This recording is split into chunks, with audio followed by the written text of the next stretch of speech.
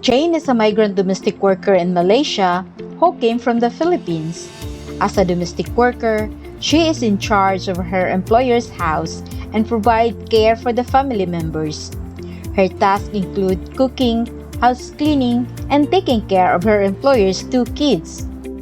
She always works round the clock, often with no day off, health insurance, and social security.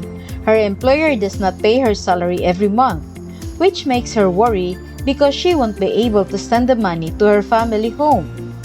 It is not easy for Jane to cope with her working condition. She wanted to resign, but she couldn't because her employer kept all her documents, including her passport and contract. She doesn't know how and where to report her problems. One day, she told her story to her friend Anne, who then introduced her to the union called AMPO. Through the union, she receives many tips and information on her rights as domestic workers. On top of that, the union also provides her with a safe space to share her experience, which makes her feel emotionally supported. She doesn't feel alone anymore. Now Jane feels more confident in negotiating her rights with her employer. By building the trust and good communication with her employer, she managed to get her weekly day off and enough rest time. She also gets her documents back, and her employer starts to pay her salary on time.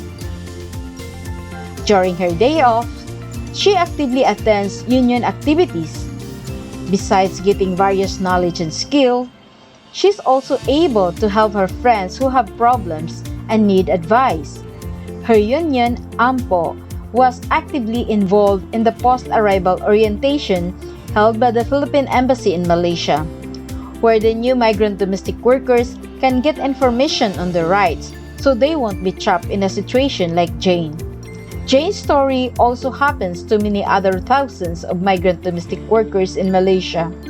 But unlike Jane, many migrant domestic workers' cases are often unreported. Some end up being undocumented workers, and some become victims of abuse and human trafficking.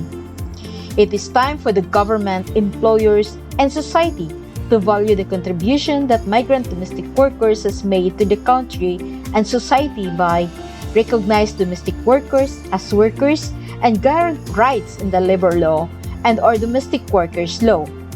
Ratify ILO Convention 189 concerning decent work for domestic workers and ILO Convention 190 concerning violence and harassment at work. Ensure the rights of domestic workers to organize and join unions to make sure migrant domestic workers are well represented in the policy-making process.